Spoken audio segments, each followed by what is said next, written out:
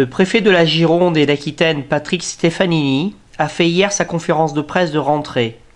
Parmi les nombreux sujets, la problématique des déplacements en région bordelaise et la relance d'un éventuel grand contournement pour lequel il fait un appel du pied au président de la CUB.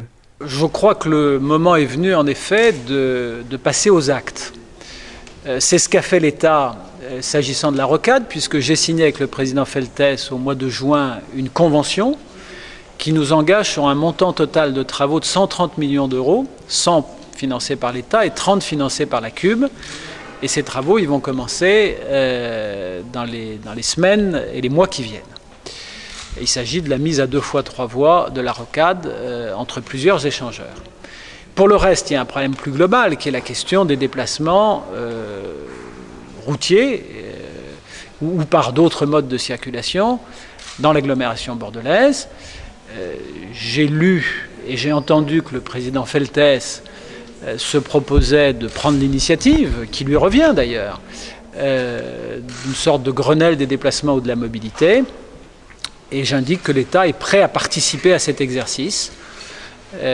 Nous en avons besoin de manière urgente, et je mobiliserai l'ensemble des capacités d'étude des services de l'État pour que nous travaillions la main dans la main avec les élus. Commençons par créer un groupe de travail qui associerait les principales collectivités territoriales concernées et l'État, et qui passerait en revue les différentes solutions possibles au plan technique. Sur le sujet de la LGV, le préfet a déclaré maintenir le calendrier prévu. Sur Tours-Bordeaux, nous sommes en ligne avec le calendrier qui avait été arrêté. Le contrat de concession est signé. Et je vous rappelle que l'objectif, c'est d'amener la grande vitesse à Bordeaux à l'été 2017. S'agissant de GPSO, nous gardons notre cap. L'objectif est toujours de permettre aux ministres compétents d'arrêter une hypothèse de tracé au printemps 2012, si possible avant l'élection présidentielle, de manière à ce que l'enquête publique ait lieu en 2013 et à ce que la déclaration d'utilité publique, dont nous avons besoin pour initier ensuite les travaux, soit prononcée en 2014. Je reste attaché à ce calendrier et je vais donc réunir un comité de pilotage au début de l'année 2012 pour arrêter une hypothèse de tracé que je soumettrai ensuite au ministre sur l'ensemble des 2 branches, Bordeaux-Toulouse et Bordeaux-Espagne. S'agissant du Pays Basque, des décisions importantes ont été annoncées par Mme Kosciusko-Morizet et par M. Mariani il y a une dizaine de jours. Nous allons poursuivre la concertation avec les élus sur le tracé. Nous allons choisir un tracé, mais nous allons parallèlement mettre en place un observatoire des trafics sur le parcours situé entre Bayonne et la frontière espagnole, car vous savez que sur ce parcours, la réalisation de la ligne nouvelle reste subordonnée à un constat que l'État souhaite partager avec les élus, les acteurs économiques et les associations de défense de l'environnement, constat de saturation ou de non-saturation de la ligne actuelle. Le bilan de la sécurité publique est plutôt favorable, sauf pour la sécurité routière sur ces 4 derniers mois. Sur la délinquance, nous sommes en ligne avec nos objectifs.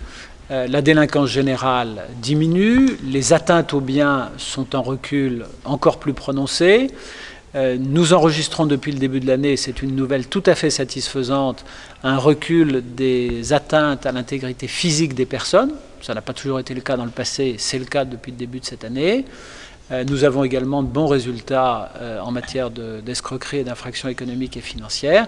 Il faut poursuivre l'effort pour garder ces bons résultats jusqu'à la fin de l'année. Je suis par contre plus préoccupé par la sécurité routière. Les 4 premiers mois de l'année, tout le monde le sait, ont été très mauvais et même franchement catastrophiques, avec plusieurs accidents qui ont fait un nombre de morts très important.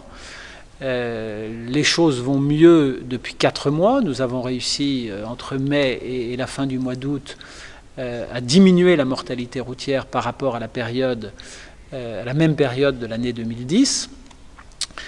Mais les résultats de l'année seront lourdement grevés par ce qui s'est passé au début de l'année.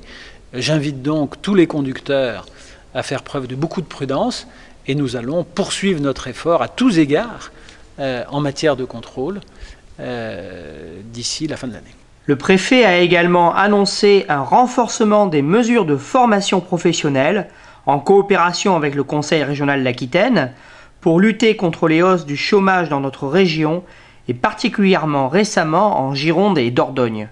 L'emploi, c'est une de mes toutes premières préoccupations. D'abord parce que la situation en Aquitaine s'est davantage dégradée depuis un an qu'à l'échelle nationale.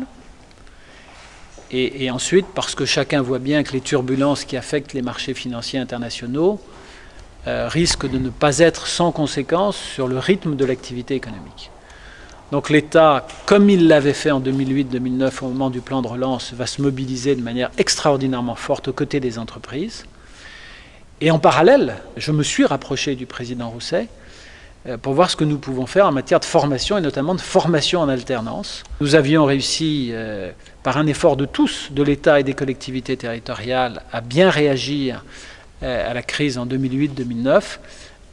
Il faut reprendre de plus belle cet effort en cette période de rentrée et c'est ce que j'ai proposé au président Rousset. Nous avons en négociation un contrat d'objectifs et de moyens sur l'apprentissage.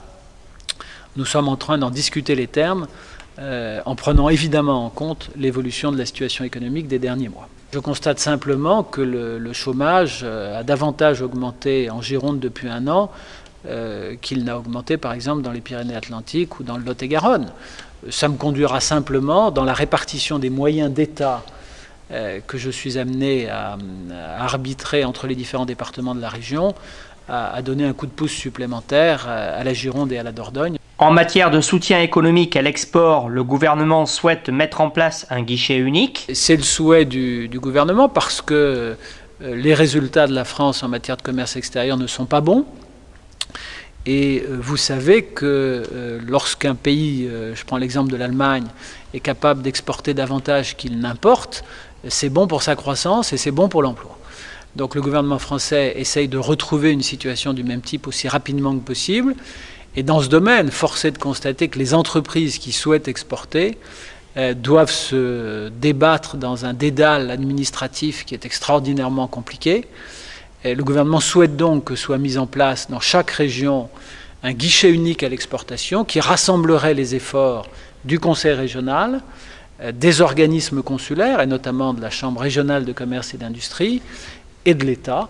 Et nous avons commencé à en discuter avec le président Rousset, avec le président Courbu et nous allons, je l'espère, finaliser dans les semaines qui viennent. Le premier représentant local de l'État a obtenu des places supplémentaires d'hébergement d'urgence pour cet hiver. Je vous avais dit ma préoccupation à l'approche de la campagne hivernale et je m'étais tourné dès le mois de juin vers le secrétaire d'État au logement, M. Apparu, pour lui demander de prendre en compte cette situation particulièrement tendue à Bordeaux et qui est le reflet du fait que nous avons moins de logements sociaux en Aquitaine qu'au plan national. J'ai été entendu par M. Apparu, puisque j'ai obtenu des crédits complémentaires qui vont permettre de faire fonctionner 35 places d'hébergement d'urgence supplémentaires pour la campagne hivernale. Et en parallèle, j'ai obtenu, pour simplifier, un volume de crédit correspondant grosso modo au même nombre de places, s'agissant des demandeurs d'asile, qui, vous le savez, pèsent sur le fonctionnement de l'hébergement d'urgence